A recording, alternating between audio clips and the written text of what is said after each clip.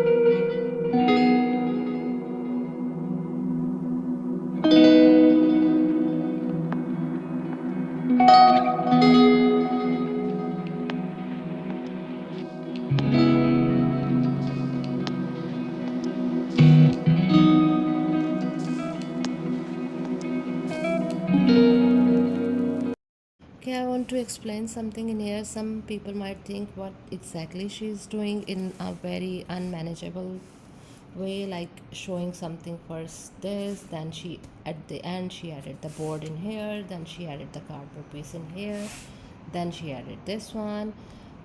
So it's, I go with the flow, learning with their mistakes. And this is how I was doing exactly. I didn't notice that it should come till here, so it's more bending and laying down position.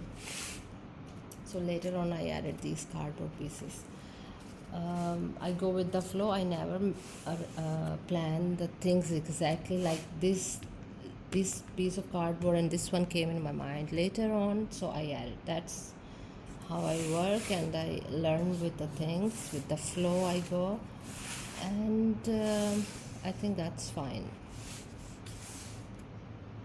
And now on this part I will add one more thing, because this is separated. So to keep it on the place, I must add something in here, because the basic board will stay at the same place. The moving part is only this one.